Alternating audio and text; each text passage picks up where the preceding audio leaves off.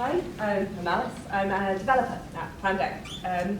And actually, the reason I'm here is because I had a thought about a podcast that I listened to, which is This American Life.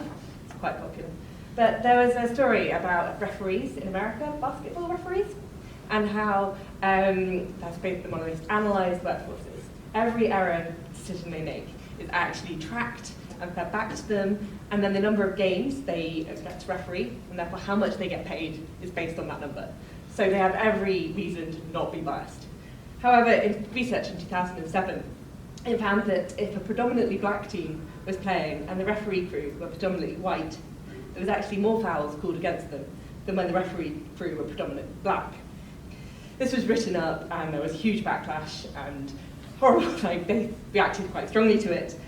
But when this research was reproduced a few years later, actually there was no bias found later, which is really good because just by seeing the data and acknowledging the bias, they managed to self-correct, and make their game a lot fairer overall, regardless of how it's seen by everybody else.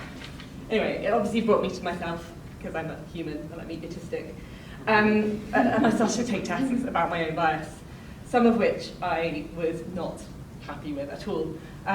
So one of which was I'm more inclined to see men as leaders, but it did make me think about how I react to people, if I'm conducting interviews with new candidates, how that might make me react, and I started to question myself inside.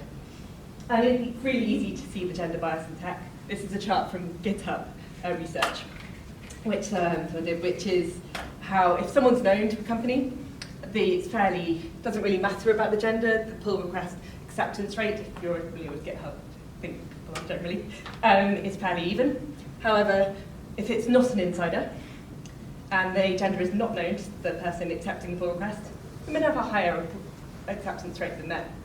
However, when the gender is revealed, it flips the other way. The size was taken into account, and this was consistent across loads of different languages, but the difference remained. Obviously, it's not just talent, because as soon as the person's known within the team, it becomes more neutralised. So there is a bias against female developers. As a female developer, that bothered me. Which brings me on to the company I work for, which is Plandeck. And what we do is we collect a load of data. So technology, you produce data all the time. You produce data in GitHub, you produce data in Jira or whatever task management software. Everything has a data trail. So we take that data in, we make it into charts and tables. And what I started to look at, this data is normally used for business analysis and decisions, but what I started looking at was what did I think about my team members, and did the data track that? And I started looking at two developers who I think have very similar technical ability. However, they have very different styles of working. One has very consistent, and one has really big ups and downs. And I think there's a habit of seeing this volatility as sort of genius, like bursts of inspiration and brilliant work, productivity. And sometimes management are more likely to remember the big, fancy win of someone, rather than the guy who's just carrying along quite happily. But if you look at the data slightly more closely, the person who's consistent is actually completing more tickets than the person who is more volatile. And one of the big issues in technology for CEOs is actually consistency and predictability of developers. Having a product produced and out ready to go for customers at when the developer says it's going to be. So a calmly consistent team, knowing the rate they can complete the work and completing it at that rate is really valuable and very, very rare. One way around. However, this habit of seeing this volatility is one big positive thing. It's called the halo effect, where sometimes you see one positive attribute of a person, and you use that to influence your overall opinion of it. The laziness of things is there. And this is also enhanced by people who look or act similar to you. So in non-diverse workforce like technology, this is a huge problem. I also started to think that although this is a problem in the non-diversity in the traditional sense, this can also impact people who are maybe quieter or less similar to their manager, maybe a bit recluse. And I think having that personality bias can actually have quite an impact on what you think their work is like. And so actually having data as a point of reference, a place to start a conversation about someone's work, is actually quite important, and it can make you realise your own bias about that person's work as well. Which brings me on to another company that uses data really interestingly, which is Cognizant, which Toby is talking about, which are a software platform that produces predictive people analytics. And they have a myriad of uses, but one I found really interesting was the recruitment process. So using gamification, personality tests, make really varied teams. So the recruitment's focused really on the talent and how that's going to develop, the thought process of the candidate, and how they fit within the team, what skills are they missing, etc. That's actually taking out the person out of the team, not thinking about that individual, makes the process much more consistent and fair.